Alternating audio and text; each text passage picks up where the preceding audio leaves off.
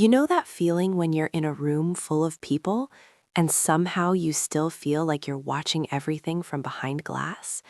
Like there's this invisible barrier between you and the rest of the world, and no matter how loud you laugh or how much you participate, some part of you is still separate. That's not social anxiety. That's not introversion. That's something older, something that started way before you had the language to name it. If you grew up as what I call an alone child, not necessarily an only child, but a child who learned to be alone even when surrounded by people, then you didn't just develop a personality trait. You developed a survival architecture, a whole internal world designed to protect you from a very specific kind of pain. And here's the thing nobody tells you. The very skill that saved you as a kid is now the prison you're trying to escape as an adult. Let me explain. First, let's get clear on what I mean by an alone child. This isn't about whether you had siblings or how many friends you had at school. This is about emotional isolation during your formative years. Maybe your parents were physically there, but emotionally unavailable, working constantly, dealing with their own trauma, or just checked out. Maybe you were the easy kid who learned not to need anything because your sibling was in crisis mode 24/7. Maybe you moved a lot. Maybe you were neurodivergent in a world that didn't understand you yet. Maybe you were just seen, but never truly known. Whatever the reason, you learned a very specific lesson. You are safest when you need no one. Now, psychologically, this created what's called a self-reliant attachment style, but I prefer to think of it as building an internal fortress. You became your own parent, your own friend, your own entertainment system. You got really good at being alone. You built entire universes in your head.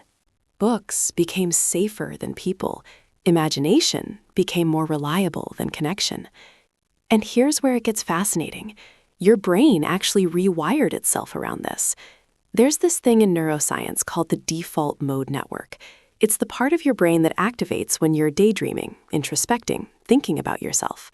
For most people, this network is balanced with their social brain, the part that reads faces, predicts what others are thinking, connects. But for the alone child, your default mode network became your home. You didn't just visit your inner world, you lived there. You became fluent in solitude in a way most people never will.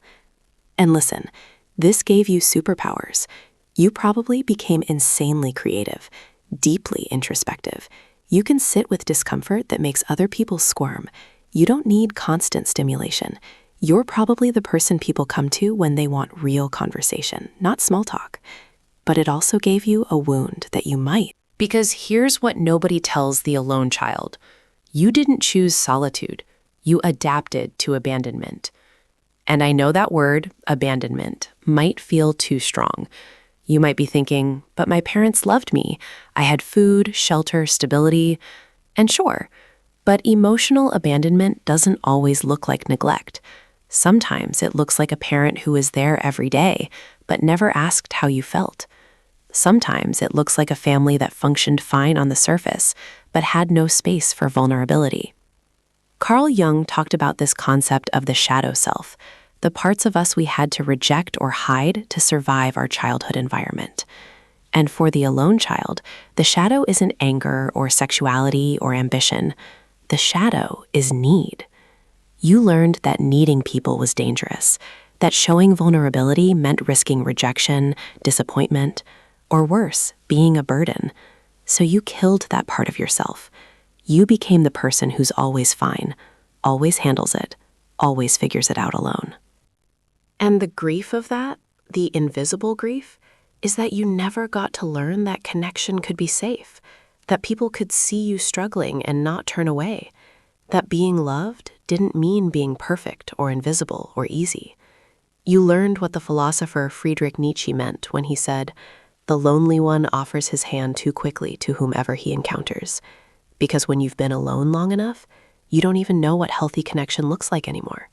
You either keep everyone at arm's length, or you collapse into them completely, terrified and desperate.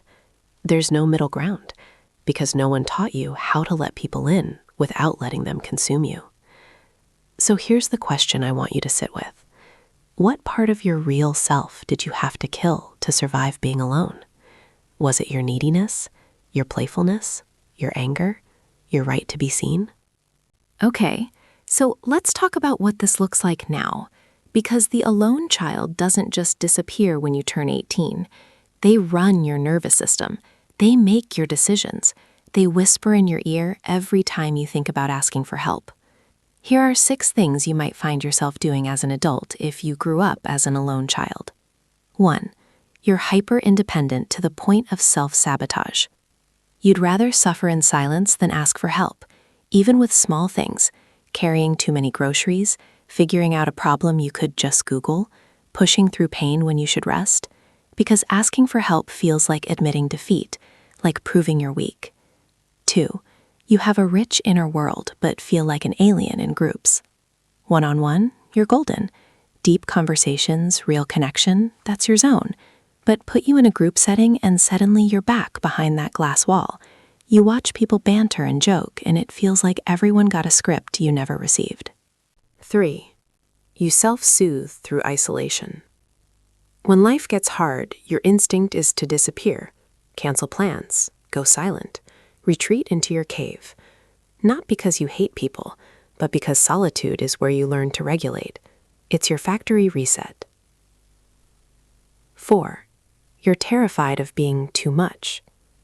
You monitor yourself constantly in relationships. You keep score of how much you've shared versus how much they've shared. You apologize for your feelings. You'd rather ghost someone than risk them seeing you need them. 5. You romanticize solitude as identity. You wear your independence like armor. I'm just a loner. I don't need people. I'm fine on my own. And sure, some of that is true, but it's also a defense mechanism, a way to make a wound look like a choice. You're attracted to emotionally unavailable people because familiar feels like home, and if home was distant, withholding, or inconsistent, then that's what love feels like to your nervous system. Someone who's fully present and available, that feels suspicious, uncomfortable, like waiting for the other shoe to drop. But here's the twist, the part that changes everything. You weren't born this way. This isn't your personality. This is your adaptation. And what was adapted can be unlearned.